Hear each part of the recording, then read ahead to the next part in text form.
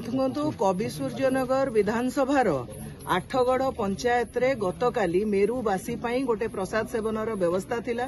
ଯେହେତୁ ଦଣ୍ଡନାଟ ଯାଇଛି ମେରୁ ସଂକ୍ରାନ୍ତି ଦିନ, ସେଠି ଆମର ପ୍ରସାଦ ସେବନ ସମୟରେ ବିଜୁ ଜନତା ଦଳର କିଛି କର୍ମୀ କିଛି ତାଙ୍କର କୁଜି ନେତା ଆସିକିରି ସେଠି ଗାଳି ପ୍ରହାର ଆରମ୍ଭ କଲେ। ତେଣୁ ଆମ ପିଲା ଆଉ ତାଙ୍କ ପିଲାଙ୍କ ଭିତରେ କିଛି ପାଟିତୁଣ୍ଡ ହେଲା। ଆଉ ସାମାନ୍ୟ ଭାବରେ କିଛି ସେମାନେ ନିଜ ନିଜ ଭିତରେ ସାହି ପିଲା କମିଟି ପିଲା ଯେମିତି ହାତାହାତି ହୁଅନ୍ତି କିଛି ହେଇଛି। ଆଣ୍ଡ ବହୁତ ସ୍ୱଳ୍ପ, ମୁଁ ସ୍ପଷ୍ଟ କରିବାକୁ ଚାହୁଁଛି। ବର୍ତ୍ତମାନ ତାପରେ ଆସିକି ଥାନାରେ ଏଫଆଇଆର ବି ଦିଆଗଲା। ଏମାନେ ଏଫଆଇଆର ଦେଲେ, କମିଟିର ସମସ୍ତ ଲୋକ ଆସିଲେ। ତାଙ୍କୁ ଥାନା ବାବୁ ଏଠି ବସେଇଲେ ରାତି 1-2ଟା ପର୍ଯ୍ୟନ୍ତ ଯେ କମ୍ପ୍ରମାଇଜ ହବ ବୋଲି। କିନ୍ତୁ କମ୍ପ୍ରମାଇଜ କୋଉଠି କରାଯାଏ? ଯୋଉଠି କ୍ରାଇମର ସଂଜ୍ଞାଟା ବହୁତ ବଡ ନଥାଏ, ବସେଇ ତାପରେ ତାଙ୍କୁ ପଠେଇ ଦିଆଗଲା। ଆଣ୍ଡ ତାଙ୍କ ଜାଣତରେ, ବିନା ଜାଣତରେ, ତାଙ୍କ ଅଜାଣତରେ ଯୋଉଟା କହିହବ, ସେମାନେ ତାଙ୍କୁ କଣ କଲେ 307 ଲଗେଇକି ଫରୱାର୍ଡ କରିଦେଇଛନ୍ତି ସକାଳୁ।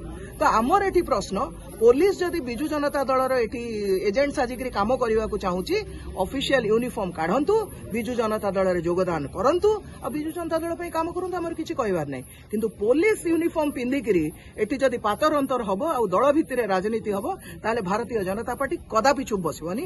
ମୁଁ ପୁରା ସ୍ପଷ୍ଟ ମତ ରଖୁଛି ମୋର। କିନ୍ତୁ ଯୋଉ ପିଲା ଆମର ଫରୱାର୍ଡ ହେଇଛି, ତାଙ୍କ ବାପାଙ୍କୁ ଆଜି ଆସିଛନ୍ତି, ଆମ ସାଙ୍ଗରେ ବି ସେ ଥିଲେ, ତାଙ୍କ କବାଟରେ କାତିରେ ମାଡ଼ କରିଛନ୍ତି, ତାଙ୍କୁ ଧମକେଇଛନ୍ତି। ସବୁ ସତ୍ତ୍ୱେ ବି ତାଙ୍କ ଏଫଆଇଆର କୁ ରେଜିଷ୍ଟର ମଧ୍ୟ କରାହେଇନି। ତାଙ୍କ ଏଫଆଇଆର କୁ ରେଜିଷ୍ଟର କରାଯାଇ ନାହିଁ, ଅଥଚ ସକାଳୁ ଏତେବେଳ ଯାଏ ରାତି ହେଲାଣି। ତେଣୁ ଯଦି ଆମକୁ ଫ୍ରି ଆଣ୍ଡ ଫେୟାର ଇଲେକ୍ସନ, ଆମର ଗୋଟିଏ ଲକ୍ଷ୍ୟ, ଯଦି ଫ୍ରି ଆଣ୍ଡ ଫେୟାର ଇଲେକ୍ସନ ରେ पुलिस सहयोग करुचंती बहुत भल कथा।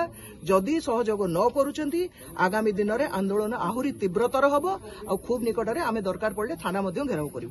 देखंतु गतकाली आठगड़ पाटणा रे जो सामान्य घटना को नहीं बीजेडी नेता मानक प्ररोचन आसी आईएससी महोदय 307 केस जो लगे यह निंदनीय।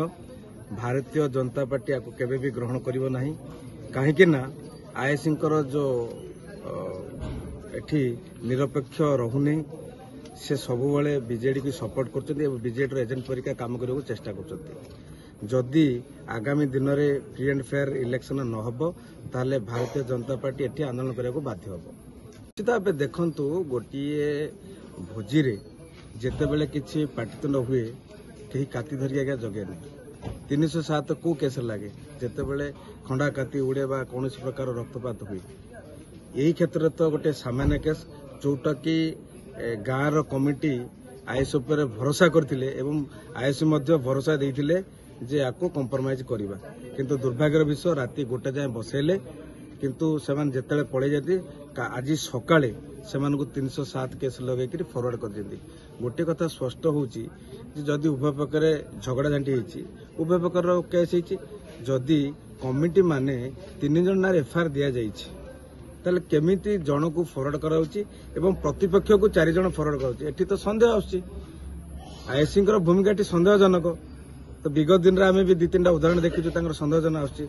तेणुकर फ्री एंड फेयर इलेक्शन चाहूना से बीजेडी एजेंट पर काम करना चाहते, या भारतीय जनता पार्टी केबे भी ग्रहण करिवो नाही।